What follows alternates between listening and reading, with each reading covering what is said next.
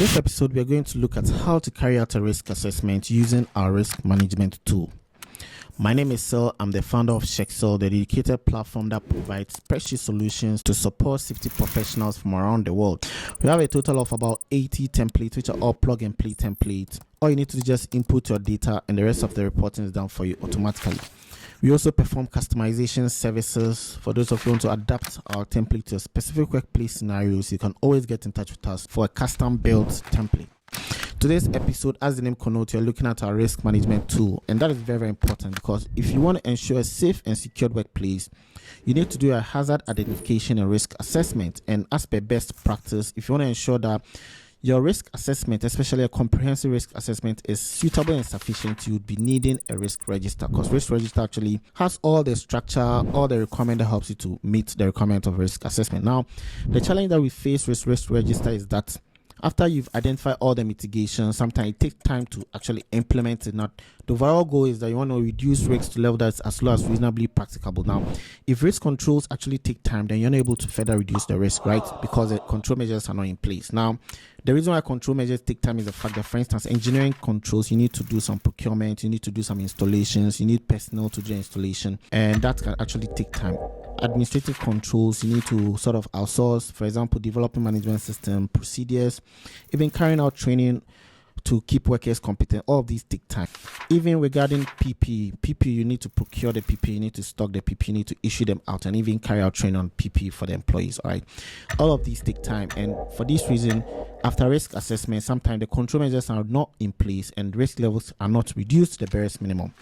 So it is always important that we have a system for tracking the safety controls that we've identified, and that is the advantage we provide in this template. So in this template, we have a risk register and we have a risk control tracker, and we have a dashboard that helps you to tell a better story about the process or your performance in your risk management process. All right, so and then they're able to tell the overall performance in terms of the risk that you've been able to control, the risk profile of the organization, and let's say a risk control level that you've been able to achieve at the end of the period. You want to ensure that you've achieved 100% in terms of controlling all risks within your organization. Being able to achieve 100% simply implies that your risk levels have been able to reduce to a level that is as low as reasonably practicable. So without wasting time, let's get straight onto our template. Now, take note that our template follows similar structure. You have an approved list for predefining data. We have the database that you're going to input data. We have the dashboard for storytelling, and we have various other reports which you can send to your stakeholders within your organization. All right, so this is exactly what our template looks like. We have the table of contents for easy navigation within the workbook. So all you need to do is just click here.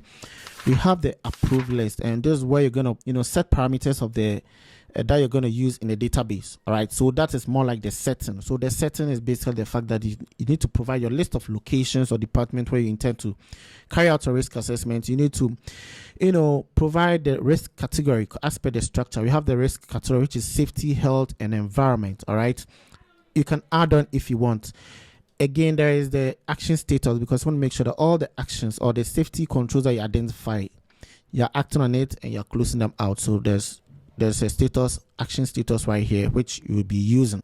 We are using a 5x5 risk matrix as per standard, which is the fact that we are looking at various levels of severity of the consequence, and then the likelihood so consequence is insignificant, minor, moderate, major, catastrophic. Likelihood is almost impossible, unlikely, likely, very likely, and almost certain. So the definitions have all been provided in here. Now, this is the main database. The first database within the template is a risk register, and this risk register has been structured such that it is helping us to fulfill the requirement of risk assessment, which is the fact that it has to be suitable and sufficient. So being suitable means that it has to be specific to the workplace.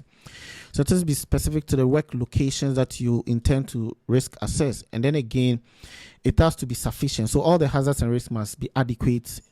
You should adequately identify all the activities that are carried out within the location, all the persons that are at risk, what type of risk it is there a safety risk, health risk, or environmental risk. And within the template, we will provide a risk ID. We need to make sure that we assign a risk ID to each of the risks that are identifying. All right, again, we are looking at the hazards that workers are exposed to. We want to identify the unwanted event that we want to avoid actually, and then we look at the existing mitigation. All right, so based on the existing mitigation, we now do our initial risk analysis, where we look at which level of likelihood and consequence that we can assign this risk to, and then that will help us to determine our risk rating and then our risk level.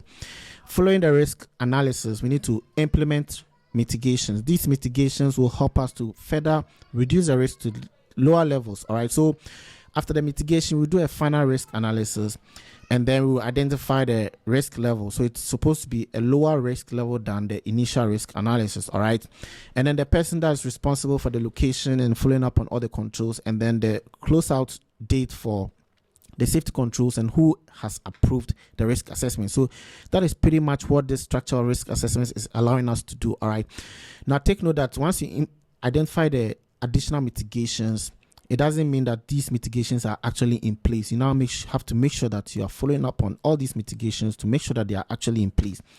And that is where our risk control tracker comes in. All right, so our risk control tracker is helping us to effectively ensure that the mitigation that we've identified have all been implemented to the point where we have 100% achieved a risk control level. All right, so we are using a reference number, which is the risk ID. Once we select the risk ID, all right, if you look in here, once you select the risk ID, all these will populate. All right, so that is the technical, that's the department or the location, the hazard, the mitigation, all will populate. So we count the number of mitigations that we've identified, that these are 5 in number for this risk ID. So we input the number here, 5. All right, now how many mitigations have been implemented? You're supposed to know that. So we're going to put the number here, and that'll tell us the 2 mitigations that are pending.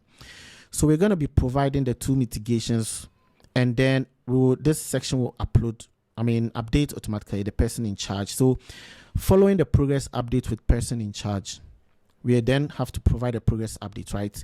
And then the status of these actions we indicate as open and closed. So eventually, once all of these have been closed, all we need to do is just update the number of mitigations that have been implemented, and we get rid of this.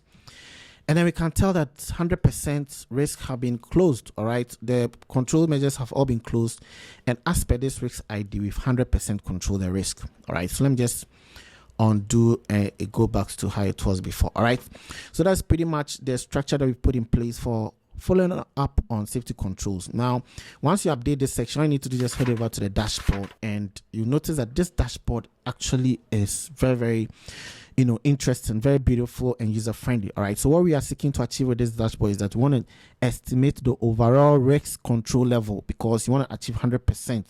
All the mitigations that have been identified to control the risk, we're going to make sure that 100% they've all been implemented. All right, and that presupposes that when we have a 100% risk control level, it means that our risk have been reduced possibly to 0. All right, now if that is possible, that will be like the residual risk. Risk can never be 0, right? But at least once we have all the controls in place, we can reasonably say that we have 100% control our risk, and we are just managing residual risk to some extent, which is almost like ALARP, right? Reducing risk to the level that as low as reasonably practicable. So over here, we're looking at risk control pending for each location as per risk ID. You can tell that each of the risk ID, there are 3 controls that are pending. Over here, we're looking at the status of the risk control. So for various activities, how many controls were identified, how many have been implemented. Over here, we're looking at in percentage terms, how many control measures have been implemented for each of the risk ID. And then here is looking at the various risk categories, how many controls have been implemented. And then again, we're looking at the risk level after mitigation. So after mitigation, based on the final risk analysis, you can count the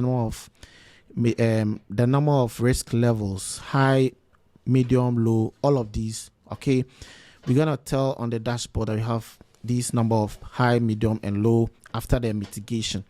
And overall, we want to make sure that the risk level has been achieved, which is 100%, all right, or whatever is the figure. All right, so these are the individual reports that we use for making a dashboard. As I earlier mentioned, as per our structure of the template, these reports, you can actually use them for internal reporting.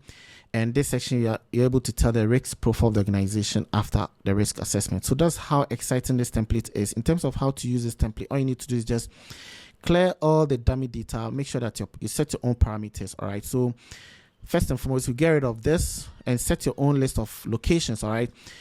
And then again, you need to clear this data. You need to make sure that you delete. As you're deleting, take note of some hidden columns which may have some data calculations. So to try to delete and you hover the selection over it, sometimes it's going to tell you that the sheet is password protected like this. All right, so just focus on areas that you can delete. That's pretty much it. Okay, so once you get rid of this, and then you move on to the risk control tracker. All right, and then based on the risk ID, also you delete the content in there and all other sections that allows you to delete. Just try to get rid of all of them. All right, so we clear the data, and now that we've cleared the data, there's no data here, there's no data here, these are the two main database. But of course, we still have some reports showing on the dashboard and all these other stuff. All right, so what we need to do now is come to the data tab on the menu and we click on refresh all. All right, once we refresh all, this is blank, this is blank, this is blank, this is blank, all of these are blank. Okay, so the dashboard is blank simply because we do not have data in there. All right, so what we can now start doing is that we need to now begin to populate our own data. All right, so we have our list of location. We come to risk register, and now we can select the location from the drop down list. We select it and we do our risk assessment, comprehensive risk assessment. Okay, and we update our report, and once we have data in there, all we need to just refresh all and it's going to update. All right, so let's bring back our data because they're very important to us. Our dummy data are all important. Okay, that helps us to actually see how the template works. Okay, so now our database are all back. Let's leave this one as well. Yeah, and I come to the data tab and refresh all. So that is pretty much it. We've been able to show you how to use this template. This is a very interesting template. Not only are you doing risk assessment on a risk register, you're also ensuring effective follow-up on the safety controls, and you're also doing effective reporting of your performance of the risk management process on a dashboard. Okay, so that fulfills the requirements of plan, do, check, and act. Planning risk assessment, doing a risk assessment, checking performance of your risk assessment process, and improving your performance by acting, which is a cycle of continual improvement. All right. So in case you're interested in this template, all you need to do is head over to www.SHEQXEL.com, scroll the way to the middle. You'll find the risk management tool somewhere here. All right. Where are you? That's it right there. Risk management. Click on it. It brings you to this page. You can actually look at the pictures and appreciate the content here. And then you click to download file. It brings you to this page. And then you can actually check out. All right, now in terms of checking out, you'll be able to download the file through 3 methods. All right, so once you have a successful purchase, you're going to direct you to a purchase confirmation page where you can download right on the front end of the site. Also, the email address that you're going to be using to make the purchase, a copy of the file is going to be sent to you through the purchase receipt. And then again, a password reset link will be sent to you if you're purchasing for the first time, so you can actually create an account to, and basically have access to a user account, and within a user account, the file will be stored there permanently for you. All right, so thank you all for your attention. I believe you found this video very insightful. In case you're interested, all you need to do is just click on the link below, and then again, don't forget to subscribe and click on the notification button for updates like this. Thank you, and see you again soon in another video. Bye for now.